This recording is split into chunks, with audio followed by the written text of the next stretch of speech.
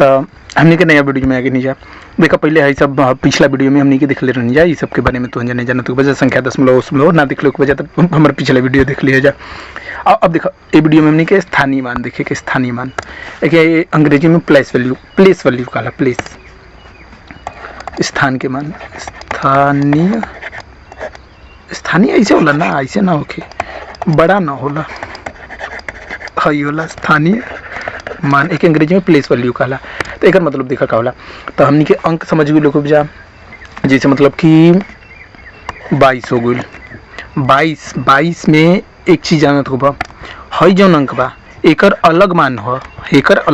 हमने की बात करनी है जब संख्या बनावे की बात करनी है संख्या बनावे वाला वीडियो नहीं तो अगर ना देख लो वजह देख लीजिए वो मजेदार है। 22 का मतलब समझता हो जाएगा गुल 10 के एक बंडल बने नहीं जा आज के हमने के पास दशमलव संख्या पद्धति में कुल 10 अंक बा आ 10 अंक में है 0 कुछ ना के दर्शावेला मतलब कोनो चीज़ ना मतलब गायब चीज़ बा। जैसे यहाँ लड्डू के उदाहरण से 10 ले रहनी जा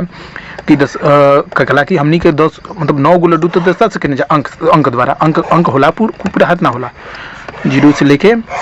9 तक पूरा 10 अंक होला लेकिन 0 मतलब कुछ ना दर्शावे के जैसे तरह के लड्डू नहीं के ओके दर्शावे दे 0 के यूज होला बाकी ऐसे एक लड्डू के दर्शावे दे 1 के 2 के लड्डू के 2 के आ 10 के लड्डू के दर्शावे दे 10 के होला तो अंक पूरा खत्म हो गया। लेकिन अगर ऐसे ज़्यादा के दर्शावे कोई तो हमने क्या करेंगे तो अगर अलग अलग सिंबल तो ना बना सके ना कैसे यहाँ सिंबल यादों करने में दिक्कत होला तो ऐसे क्या करने जा हमने संख्या बनाई जा संख्या में क्या करी जाला कि 9 गो हो गई। अब ऐसे अगर एक्स्ट्रा लड्डू बढ़ा था तो एक बंडल में रख दिया एक बंडल में रख के ओकर मान हियाँ रखल जाला हई एक के देख हियाँ बाकी एक्स्ट्रा कोनो लड्डू बचत ना तो यहाँ 0 से दर्शावल जी तो ये 0 हई मतलब जब दर्शावता कि एक्स्ट्रा एक को लड्डू नहीं के हई एक दर्शावता कि 10 के पूरा एक बंडल हमनी के पास बा ए लड्डू के ए 10 के एक सिंबल हो गई मतलब एक हाँ सिंबल की तरह हो गई जैसे हई सिंबल बा मतलब पूरा 9 गो अंक दशमलव संख्या पद्धति में उसे हई एक सिंबल दर्शावता आई सिंबल ई दर्शावता ए स्थान पर मतलब ये अंक पर मतलब यहाँ दशमलव बिंदु होला ध्यान दिया जाए दशमलव बिंदु में भी हमने के दशमलव बिंदु के बारे में बता चुकल बनी तो दशमलव बिंदु मतलब एक से बड़ा चीज़ के दशमलव बिंदु के इधर रखल जाला छोटा चीज़ के इधर रखल जाला वो चीज़ जान गए बहुत जा छोटा चीज़ जैसे मतलब यहाँ 10 भाग में बांट के हर एक चीज़ के 10 पे यूज करे पड़ेला खास के दशमलव संख्या पद्धति में कुल 10 गो अंक होला तो कोनो भी चीज़ के 10 को बड़ा जब हो जाए 10 पूरा हो जाए तो कि अलग ग्रुप में रखल जाए ऐसे 10-10 के ग्रुप बनावल करेंगे तो ऐसे जो एक से छोटा रही तो ओके 10-10 भाग में बांटल करेंगे जैसे यही एक लड्डू पूरा बड़ा सा लड्डू बने नहीं जा ओके 10 भाग में बट नहीं जा उनमें से एक भाग लेबा तो 0.1 लिखाई ओके 1 लिखाई 2 भाग लेबा ए लड्डू के तो 0.2 लिखाई 3 भाग लेबा तो 0.3 लिखाई 4 भाग लेबा तो 0.4 लिखाई 5 भाग लड्डू के लेबा तो आधा के बराबर हो जी तो 0.5 लिखाई ऐसे 6 भाग मिटो तो बा यार का बताएंगे हम जल्दी बताओ सोचा था नहीं रिकैप कर रहा था नहीं जैसे एपिसोड में आवेला रिकैप मतलब पुराना चीज़ के दिखावल जाला वो ये चीज़ हम करता नहीं तो ऐसे ही पूरा 6 भाग के दर्शाव करी इतना पूरा भाग तो 0.6 से दर्शावल जी 7 भाग के 0.7 से 8 भाग के 0.8 से 9 भाग के 0.9 से आ 10 भाग ले लेबो तो पूरा एक भाग बन जी ना तो एक हो जाए पूरा यहाँ 0 हो जाए मतलब एक्स्ट्रा कोनो छोट भाग नहीं के बचत पूरा हमने के एक भाग एक पूरा ले लेंगे एक चीज़ से तो एक तरह से दर्शावल जाला बाकी जितना एक्स्ट्रा रही जैसे मान लो एक्स्ट्रा 10 को इधर बा पूरा हाई कर पूरा भाग ले लेनी जाए कुल 11 हो गई ना तो 11.0 हो जाए ऐसे मतलब अगर कुछ भी मतलब छोटा टुकड़ा कुछ नहीं की जाले तो 0.0 यहाँ समझल जाला 0 समझल जाला या के लिखल जरूरी भी ना होला कैसे हर बात 0.0 लिखब थक जीवा तो कोनो मतलब नहीं है ठीक है उचित समझ गेला लेकिन समझ गेला हर एक अंक ई अंक का के दर्शावता एक 10 के एक ग्रुप के दर्शावता ऐसे ही का कहला जब 10 को मतलब 9 गो ग्रुप बन जाई आ फिर एक्स्ट्रा कुल 9 गो लड्डू रही तो ओके 99 से दर्शावल जाए मतलब यही 9 दर्शाई कि कुल 10 के 9 गो बनल बा 9 गो ग्रुप यानी कुल 90 चीज बा हाई 9 गो और लड्डू बा तो ये लेकिन उसे एक एक्स्ट्रा लड्डू दर्शाव के रहे तो क्या कर जाए तो कुल 10 के 10 को ग्रुप बन जी तो 10 के 10 ग्रुप बन जी तो लेकिन अब यहाँ 9 को पूरा टोटल अंक यूज कर लेने जा तो उम्मीद का करने जा हमने क्या खला एक एक्स्ट्रा साइड में एक और अंक लिख दिया एक कहीं मतलब हो जाला कहीं 10 के 10 गो ग्रुप है पीला वाला पूरा देखो 10 के 10 गो ग्रुप 1 2 3 4 5 6 7 8 9 10 गो ग्रुप बना दीजिए हमें लड्डू बात समझ लो 10 को दर्शाइले नहीं की कर मतलब समझ लिया जा तो कुल 10 के 10 को ग्रुप हो गए समझ गए जना तो ओके यहाँ दर्शावल जा रहा बाकी एक जैसे ग्रुप एक्स्ट्रा बढ़ गई तो ओके यहाँ देखो एक्स्ट्रा ग्रुप जैसे मान लो 10 को हई हो गई आ 10 को हई हो गई तो ये चीज़ से दर्शावल जी कि मतलब एक्स्ट्रा एक को लड्डू ना बचल आ 10 के हई 10 गो ग्रुप बा हई एक दर्शाई हई 10 गो के एगो बंडल और बा आ बाकी हई कुछ ना कहते दर्शाई लेकिन एगो एक्स्ट्रा लड्डू भी हो जाए हई पूरा मतलब हई हो जाए तो ओके कखला है के दर्शावे दे तो हे अंक के यूज हुई हे के दर्शावे दे हे अंक के यूज हुई हे के दर्शावे दे हे अंक तो हई अंक कितना के दर्शावता बस इतने के दर्शावता ना हई अंक कितना के दर्शावता हई 10 गो लड्डू के दर्शावता हई अंक कितना के दर्शावता हई 10 को 10 गो ग्रुप के यानी कुल 100 लड्डू के दर्शावता मतलब समझो तो हर एक अंक के एक वैल्यू बा, फिक्स वैल्यू बा, मान बा, मतलब एक मान बा हर एक अंक के। हेकर मान कितना बा ये हमें दिखा देता नहीं ताकि हेकर मान कितना बा, कलम चेंज हमें करना पड़ेगा। हेकर मान कितना बा, ही वाला एक के एकर मान सैकड़ा बा, 100 के बराबर बा सैकड़ा, या 100 के सैकड़ा कहल जाला, तो इसे हम 100 एकड़ा लिखत नहीं। हेकर मान का बा दहाई, 10 बा मान, तो के दहाई कहला। और हेकर मान कितना बा, इकाई हो, इकाई यानी एक लड्डू के दर्शाता। यहाँ एक बात एक लड्डू के, 0 बा तो 0 लड्डू के, 2 बा तो 2 लड्डू के, लेकिन है यहाँ एक बा तो एक मतलब 10 लड्डू के दर्शावता। एक बा तो एक ग्रुप के दर्शावता, 2 बा तो यहाँ 20 के दर्शावता, 3 बा तो 30 के दर्शावता। है यहाँ अंक जौन बा, आ यहाँ जौन अंक बा उ का कला 100 के एक बंडल के। यहाँ एक बा तो 100 के पूरा बंडल बा, मतलब 10 के 10 गो ग्रुप बा। आ यहाँ 2 बा तो 100 के 2 गो बंडल बा, मतलब 10 के कुल 20 गो ग्रुप बा। आ यहाँ 3 बा, यहाँ अगर 3 बा तो ये 10 के 3 गो बंडल, मतलब 10 के 10 गो ग्रुप के 3 बंडल, यानी मतलब कुल 10 के 30 ग्रुप के दिखावा था, कुल 100 मतलब 300 हो जाए। एक मतलब ये तरीका से काम करला। कहे के मतलब कि जैसे कोनो अंक यहाँ हो गई 22 के मतलब समझ ल, 22 के मतलब कहे के मतलब 22 ना भइल, ई भइल 20 + 2, और हई 2 जौन बा इहे के दर्शावता, हई 2 हे 20 के, मतलब 10 के 2 गो ग्रुप बा और हई 2 एक के दर्शावता। एक मतलब ये भइल, यानी एक कहे मतलब एक साइड में ना लिख के हमने के यहाँ लिखे के चाहते रहे। ई दर्शावता 22, हई 2 दर्शावता 20 के, और हई 2 दर्शावता 2 के + 2 के। ऐसे ही मान लो 342 बा, तो इनमें 342 हई जानता कितना के दर्शावता, 300 के दर्शावता, हई 40 के और हई 2 के, आई के जोड़ब तो ये 342 हो जाए। समझ गए ना। तो कहे के मतलब हई तो ई देखो हई का कितना के दर्शावता, 100 के, हई 10 के और हई 1 के। तो यही के देखो, यानी हमनी के पास का मिलेला पूरा, अगर अंक मतलब एक्स्ट्रा जाए के तो 1 10 के भाग में लिखल, मतलब लिखल जाला ना 100 के बाद कितना आई 1000, मतलब 10 गो 100 हो जाई तो 1000 हो जाई। और फिर 1000 के बाद 10,000, 10 के ग्रुप में करे के बाद 10,000, फिर आवेला लाख, फिर आवेला 10 लाख। एक चीज 10 हैसे लिखाला कि हैसे लिखाला, हमके तो कन्फ्यूजन हो गई यार, हैसे शायद लिखाला। तो जन देख लिया यार, हमके बेवकूफ मत समझिए यार, इतना तो जने के समझे के पड़ी, ऐसे ही बना देता नहीं, शायद ऐसे ही लिखाला। यो गलती कैली,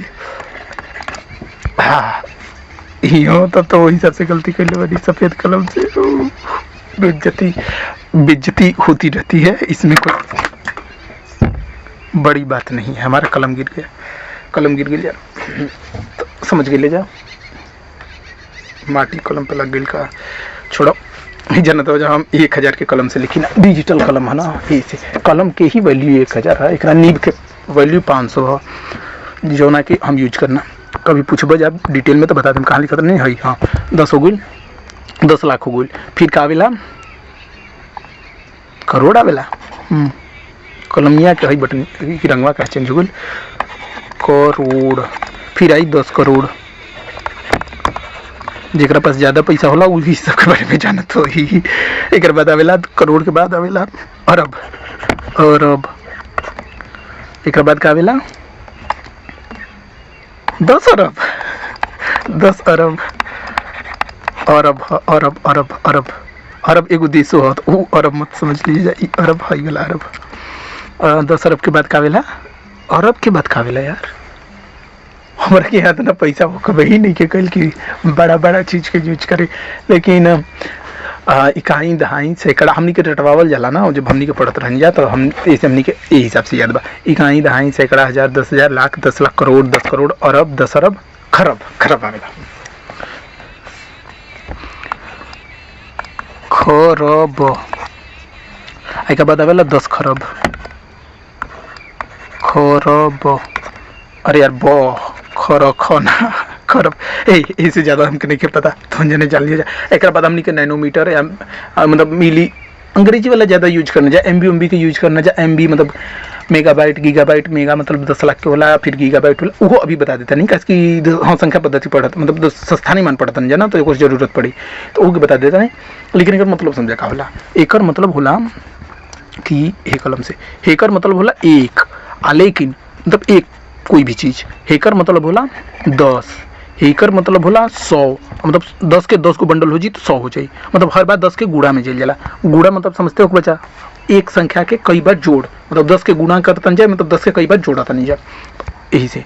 10 के 10 में जोड़तन जाए। कैसे हमने के पास दशमलव संख्या पद्धति में ये चीज़ होला काहे बदे, कैसे दशमलव संख्या पद्धति में कुल 10 गो ही अंक होला, वही से हमने के अंक के बनावे खोला। आ ई अगर तो जन सोच ना सोच बचे तो जने अगर मान लो सोचियो ले जाए कि हई जीरो के तो यूज होबे ना करला, कुल 9 अंक भइल तो 9 के ग्रुप में बनावे के चाहिए। लेकिन ना काहे से कि जब 11वां ई 10वां अंक बनेला तो हमें देखा हई हेहू के यूज होला, अब 20 बनेला तो हेहू के यूज होला, मतलब 200 अंक के यूज होता है यहाँ ना। देखो 0 से लेकर 9 तक के यूज होता संख्या बनावे में, यहाँ नहीं के होत वो बात अलग बा, लेकिन यहाँ के बाद एक हटा देवे तो बाकी सब जगह 200 अंक के यूज होता। यही से 10-10 के गुना में हमने को बढ़े पड़ेला। योगुल तो योगुल 10 मतलब 10 के जब 10 को बंडल बन जाई तो वो 100 हो जाए, और 100 के जब 10 को बंडल बन जी तो वो 1000 हो जाए, 1000 के जब 10 को बंडल बन जी तो वो 10,000 हो जाए, सिंपल बात। और 10,000 के जब 10 को बंडल बन जी तो वो कितना हो जाए को जीरो बढ़ेगी, और हमके देखे पता चला 5 गो जीरो होला, शायद 2 2 4 5 6 सही बा। और जब 10 के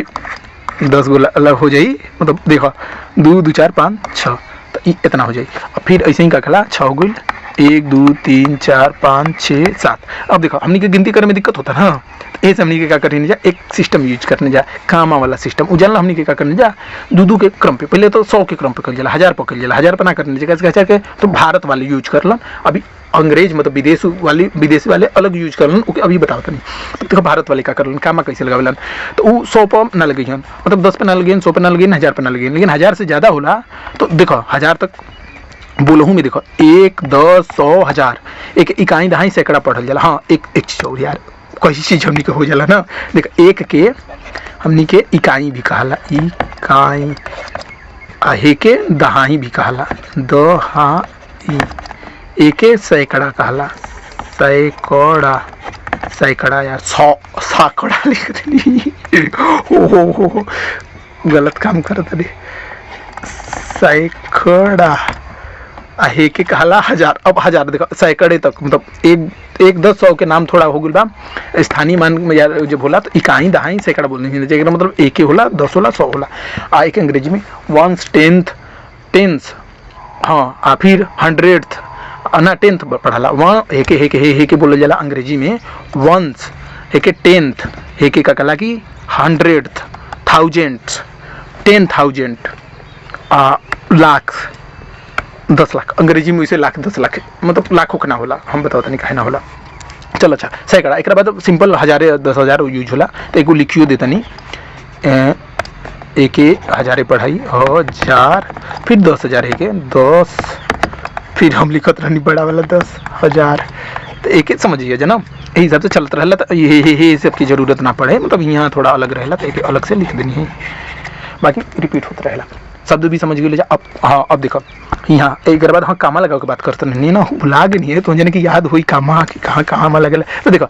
1 10 100 1000 अलग अलग बा, तो ऐसे एक पहचाने में कोनो दिक्कत ना होला। लेकिन एक बाद 10,000 आ गई ना तो इनमें दिक्कत हो जाला, तो एक क्या करने जा हर एक बार 3 गो अंक के बाद कामा लगा दिया, तो यहाँ का कला 3 गो अंक के बाद कामा लगा दिया, और फिर ये लाख हो गई बदल गई तो यहाँ कामा लगा दिया।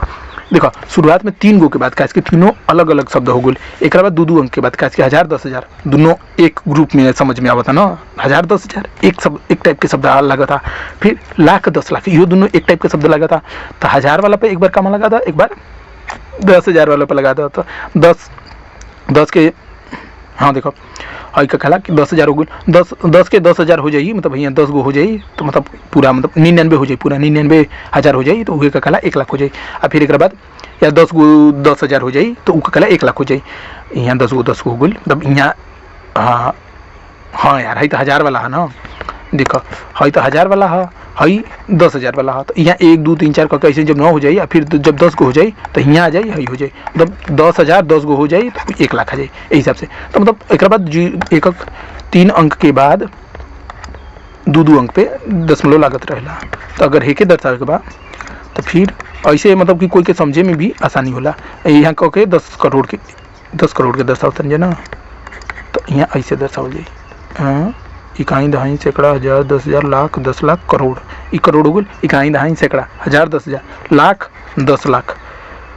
करोड़ 10 करोड़। और फिर यहाँ इकाई दहाई सैकड़ा, फिर कामा हजार 10,000 कामा लाख 10 लाख कामा करोड़ 10 करोड़ कामा अरब 10 अरब। अरब छोड़ देनी है। इकाई दहाई सैकड़ा हजार 10,000 लाख 10 लाख करोड़ 10 करोड़ अरब। समझ गए जाना। यही सबसे ऐसे ही खरब के भी दर्शा सकें जब दिखाइए देता नहीं। इकाई दहाई सैकड़ा दोनों जन की प्रैक्टिस हो जाए। इकाई दहाई सैकड़ा हजार 10,000 लाख 10 लाख करोड़ 10 करोड़ अरब 10 अरब खरब। इकाई दहाई सैकड़ा हजार 10,000 लाख 10 लाख करोड़ 10 करोड़ अरब 10 अरब खरब 10 खरब। 10 खरब के इतना से समझ जाता ये चीज़ हो गई। लेकिन हमनी के का कला की बगल के आदमी जो अंग्रेज लोग हमन वो अलग संख्या पद्धति की यूज करलन। वो का करलन मिलियन के बात करेलन। जैसे हमने के मतलब कि इंटरनेट के अगर स्पीड ना पीने जाए, मेगा बीट ना पीने जाए या गीगा बीट जीबी या एमबी में ना पीने जाए या केबी में ना पीने जाए, तो वो एक अलग सिस्टम। वहाँ केबी देखो जैसे मतलब कि इंटरनेट स्पीड में मतलब इंटरनेट ज़्यादा आदमी यूज करलन, तो इंटरनेट स्पीड में हमने के जो एमबी लिखने जाए या केबी लिखने जाए या जीबी लिखने जाए, एक मतलब का हो गई, एक मतलब हो गई मेगा बीट या बाइट। हई बड़ा बना तो बाइट के दर्शावला BITE। अगर छोटा बी रहेला ऐसे रही तो ई मेगा बीट के दर्शाइत BITE। बीट आ बाइट अलग होला थोड़ा। बीट आ बाइट एक तरीके से संख्या और अंक की तरह हो गई। बीट मतलब अंक हो गई, बाइट मतलब संख्या हो गई। इस तरीका से समझ सकेला जाए। शब्द अक्षर की तरह, अक्षर बीट मतलब अक्षर, बाइट मतलब पूरा का कला शब्द जोन बनेला अक्षर से जोन बनेला शब्द। आ के भी मतलब किलो बाइट।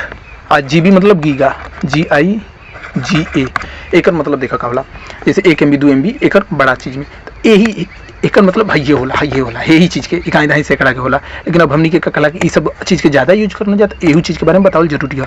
तो अंग्रेज लोग एक इकाई के तो वंश कहलन, लेकिन हम अंग्रेजी में ना बोले जब इकाई कहलन, समझ लो। इकाई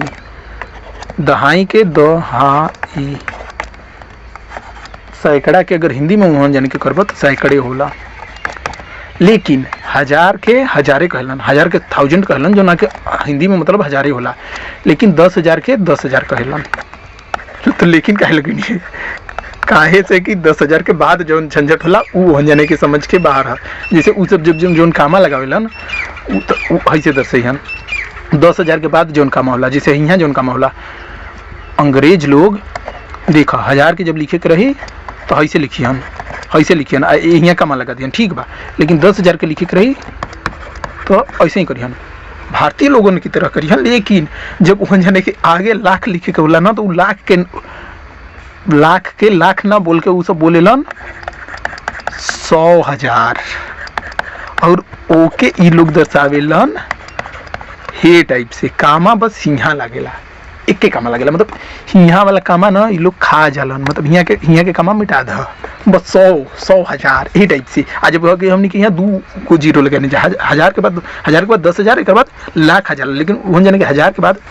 जब अंग्रेज लोग होलन वो सबके हजार के बाद 10,000 वाला फिर 100,000 आ जाला, फिर 100,000 200,000 300,000 400,000 ऐसे वाला। मतलब डॉलर में अगर पैसा की बात करता हो डॉलर में, डॉलर ऐसे होला यस के ऊपर ही रहेला डॉलर। देखो अगर डॉलर में पैसा की बात करबा तू डॉलर के सिंबल ऐसे होला, तो डॉलर में अगर पैसा की बात करबा तो 1 लाख ना बात करबा, 1 लाख डॉलर ना बात करबा, $100 बात करबा, $100 और लिखियो देता नहीं 1 फिर HUNDRED 100 1000 THOUSAND शायद जो मीनिंग होता है $100,000 या 2 लाख की बात करबा 2 लाख के एक कहबा 2 एक हिंदी मतलब हम समझाता तो जाने के ज़्यादा समझ नहीं कैसे हमनी के कोनो बोले के स्पीकिंग कोर्स थोड़ी करता नहीं है। तो एक देखा 2 लाख के जब हमनी के कला की अंग्रेजन की तरफ से दर्शाव कर रही तो वो सब कहियन 2 100 1000 200 1000 बोलिए 2 लाख ना बोलिए 200 1000 बोलिए ए तरीके से काम करला मतलब 2 पे काम करला। एक बाद का कल जाला कि एक बाद देखा अब तो एक बाद फिर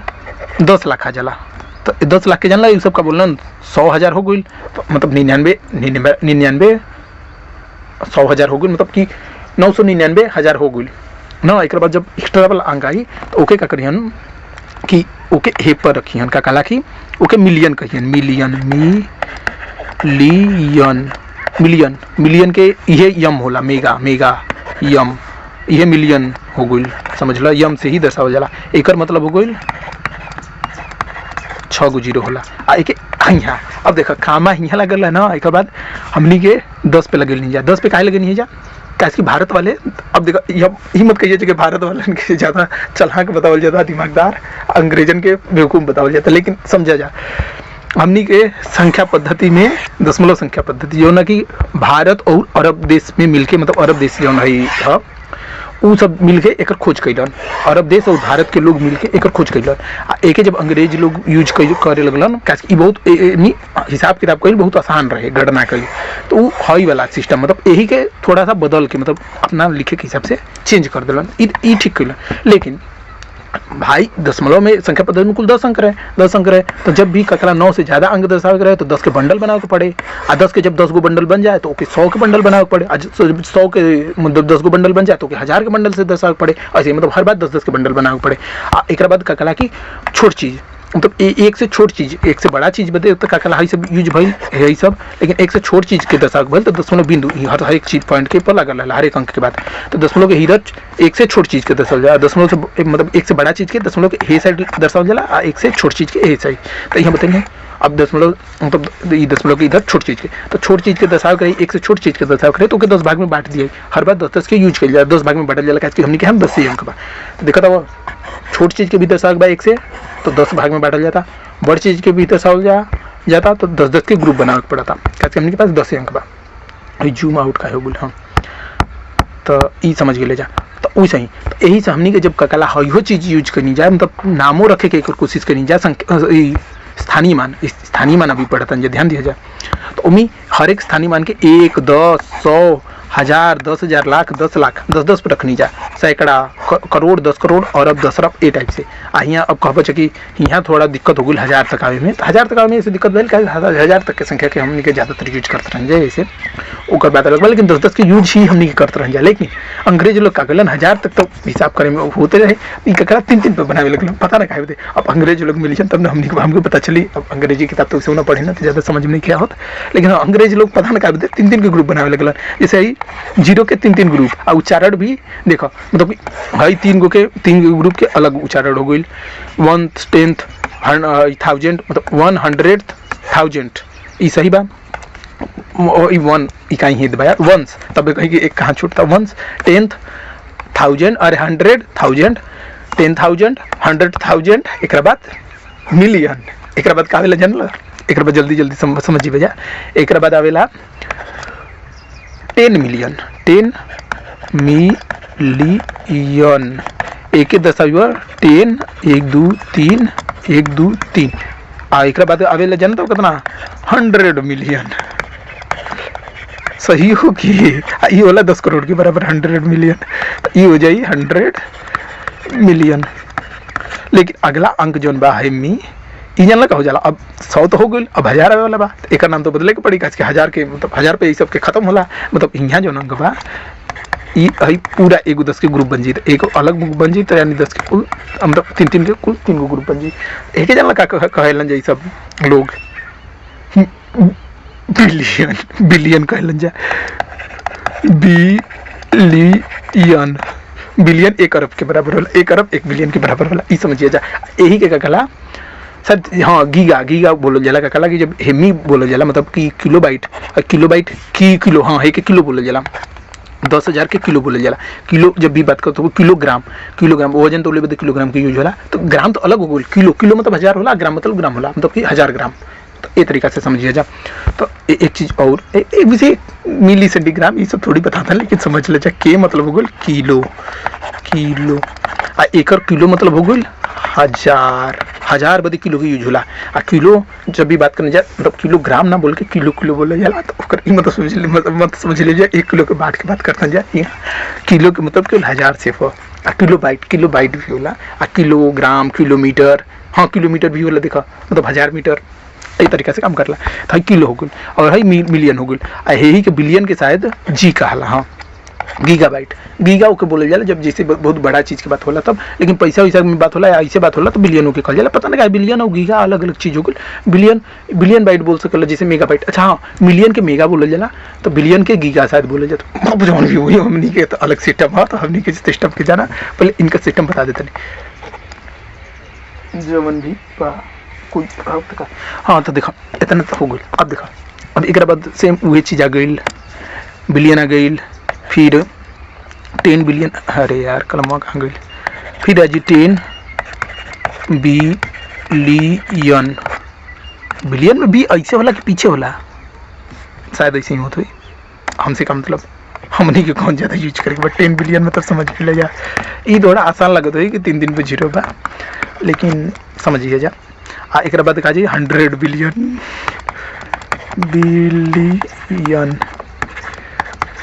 100 बिलियन। सो ये लिखा था ना यार, इकाई, दहाई, सैकड़ा, हजार, 10,000, लाख, 10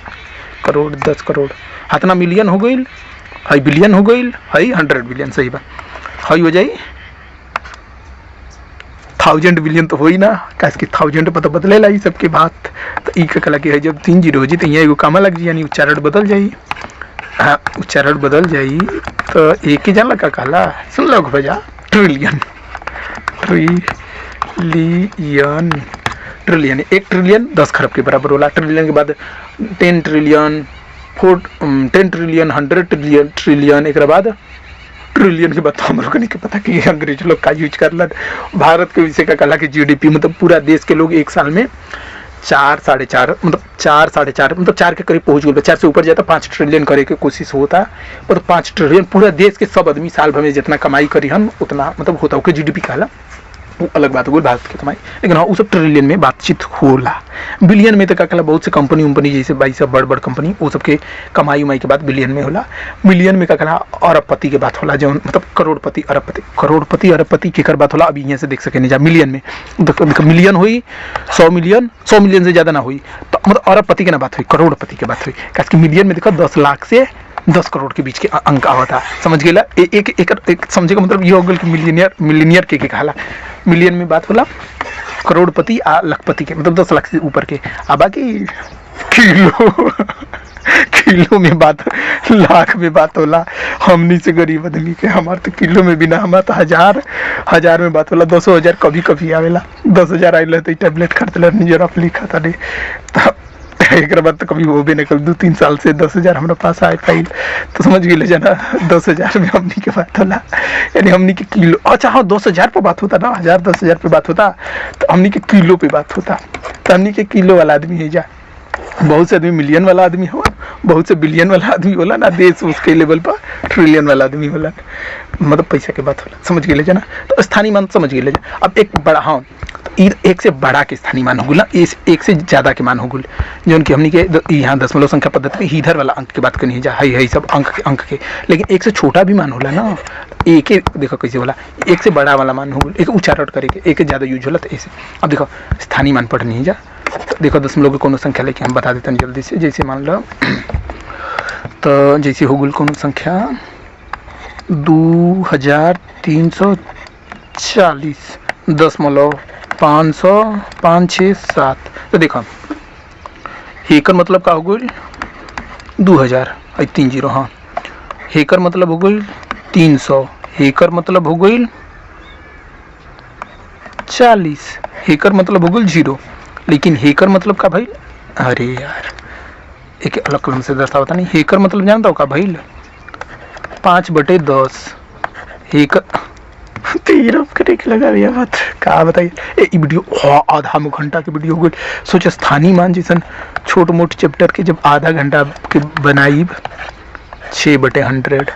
एक जान तो कितना हो जाए 7/1000 हो जाए 1000 मतलब समझे तो ऐसे ही एक के बटा में चलल करला आ ई जान तो कैसे अगर यही के कला हे रूप में देखे जीब 0 गुणिते 10 कर सकेला हे के दर्शावे बदे 4 गुणिते 100 ना यार 4 गुणिते 10 हे के दर्शावे बदे 3 गुणिते 100 अरे यार हाँ हे के 2 गुणिते 1000 हाँ 1000 हो गई 3 0 होला तो एक मतलब समझ